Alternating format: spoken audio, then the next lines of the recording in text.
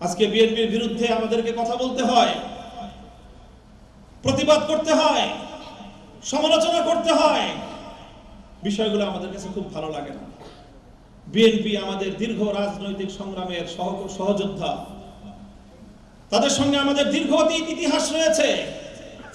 এই বাংলাদেশ থেকে বাকশালী শাসন ব্যবস্থার বিরুদ্ধে, এই বাংলাদেশ থেকে ফ্যাসিবাদের বিরুদ্ধে মোকাবেলা করতে রাজপথে আমরা হাতে হাত রেখে লড়াই করেছি।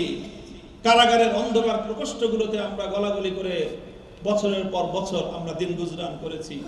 আজ সেই বিএনপির বিরুদ্ধে আমাদেরকে মুখ খুলতে হচ্ছে, কারণ জুলাই বিপ্লবী প্রায় ১.৫ সহস্র বাংলার দামাল সন্তান রক্ত দিল যে সংস্কারের জন্য, বাংলাদেশে একটি আমূল পরিবর্তনের জন্য। আজ ৩০,০০০-এর মতো যুদ্ধাহত জুলাই যোদ্ধা, যারা বিভিন্ন হাসপাতালে আজও পর্যন্ত বিছানায় শুয়ে ছটফট করে। কেউ চিরতরে পঙ্গুত্ব বরণ করেছে, কেউ চিরদিনের জন্য অন্ধ হয়ে গিয়েছে, তার চোখের দৃষ্টিশক্তি হারিয়ে ফেলেছে। ৩০ সহস্রাধিক যুদ্ধাহত জুলাই যোদ্ধা, ১.৫ সহস্রের মতো বাংলার দামাল বীর যোদ্ধা সন্তান শহীদ।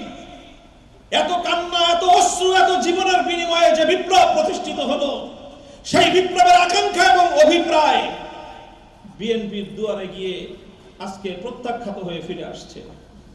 তারা বাংলাদেশের রাজনীতিতে, বাংলাদেশের প্রশাসনে, বাংলাদেশের রাজনৈতিক বন্দোবস্তে তারা আমূল কোনো সংস্কার করতে চায় না।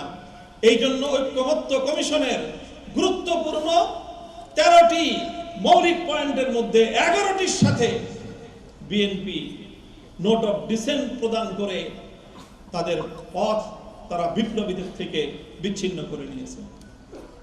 আর সংখ্যাগরিষ্ঠতার অহংকারে, রাজনৈতিক দলের ঐতিহ্যের অহংকারে এবং নিজেদের অতীত নেতৃবৃন্দের গৌরবের উপর ভর করে আগামীর বাংলাদেশকে তারা পরিচালনা করতে চায়। আমি মনে করি এটি বিএনপির ভুল রাজনীতি, এটি বিএনপির ভুল রাজনীতি।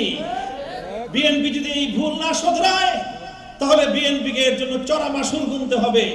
আর দুর্ভাগ্য হলো শুধু বিএনপিকেই মাসুল গুনতে হবে তা নয়, সেই মাসুল বাংলা কিউআর যেখানে নগদ পেমেন্ট সেখানে। সারা দেশে ১০ লাখেরও বেশি মার্চেন্টে নগদে পেমেন্ট করুন খুব সহজে। আমাদেরকে গুনতে হবে। বিএনপি ভুল করে অতীতে আমরা দেখেছি, ভুল করে বিএনপি একা, আর তার জন্য সাফার হতে হয় আমাদের সকলের। তাই আমরা বিএনপিকে সতর্ক করছি যেন এই ভুলগুলো তারা না করে। এই তারপরে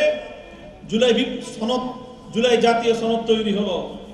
সেই জুলাই জাতীয় সনদ স্বাক্ষরিত হবে যখন স্বাক্ষরিত হবে এবং সেই স্বাক্ষরের মাধ্যমে, গণভোটের মাধ্যমে জুলাই সনদ বাস্তবায়নের যে রূপরেখা তৈরি হলো, দুর্ভাগ্যজনকভাবে একটা প্রতারণামূলক ঘটনা সেখানে ঘটে গেল এবং এর চেয়েও বড় দুঃখজনকভাবে সেই প্রতারণার সাথে বিএনপি জড়িয়ে পড়ল।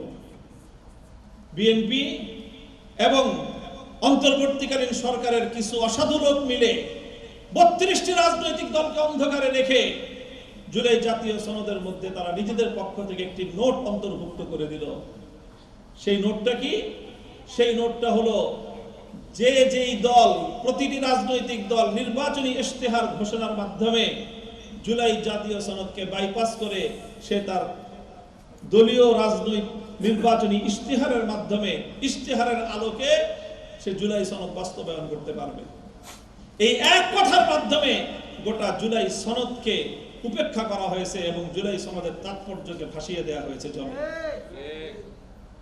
এই কথাটা আপনারা অ্যানালাইসিস করবেন। আমি যে এই কথাটা বললাম যে একটা ধারা অন্তর্ভুক্ত করেছে এবং সেই ধারাটা প্রতারণামূলকভাবে অন্তর্ভুক্ত করেছে।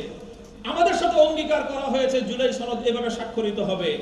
প্রতিটি রাজনৈতিক দলের কাছে এক ধরনের জুলাই সনদ পেশ করা হয়েছে, প্রদান করা হয়েছে।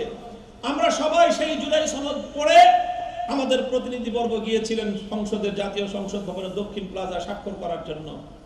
সেখানে স্বাক্ষর করা হলো। পরবর্তীতে দেখা গেল আমাদের সকলের অজান্তে আমাদেরকে দেয়া হয়েছে এক কপি, অথচ বিএনপি আর অন্তর্বর্তীকালীন সরকারের কিছু ধাপ্পাবাজ কিছু নেতৃবৃন্দ মিলে সেই সনদের মধ্যে নতুন আরেকটি ধারা সংযুক্ত করে তারপরে জালিয়াতিপূর্ণভাবে সেখানে স্বাক্ষর গ্রহণ করা হয়েছে। বাংলাদেশের ইতিহাসে জুলাই বিপ্লবকে এবং জুলাই জাতীয় সনদকে কলঙ্কিত করার জন্য এই ঘটনা ইতিহাসের মধ্যে কালো দাগে লিপিবদ্ধ থাকবে।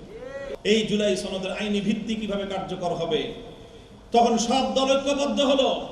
আমরা জানি জাতীয় নাগরিক পার্টি এনসিপি, যারা প্রধানত জুলাই বিপ্লবের সময় ফ্রন্ট লাইনে থেকে নেতৃত্ব দিয়েছে, তাদের দাবি ছিল যে একটি গণপরিষদ গঠন করতে হবে।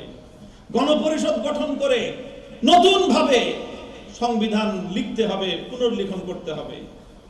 বিএনপি কোনোভাবেই সংবিধান পুনর্লেখন তো দূরের কথা, বাংলাদেশের রাজনীতিতে আমূল কোনো সংস্কারের পক্ষে বিএনপি থাকতে চায় না।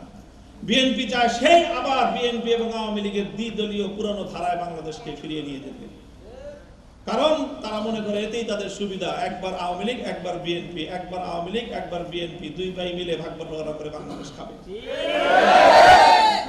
কিন্তু জুলাই বিপ্লব পরবর্তী বাংলাদেশে আজকে আমরা তাদেরকে কথা বলে দিতে চাই, সেই পুরনো ধারা থেকে যদি বেরিয়ে আসতে না পারেন, তাহলে আওয়ামী লীগ গেছে যেই পথে, আপনাদেরও ভিন্ন কোনো মন্তব্য হওয়ার কারণ নেই।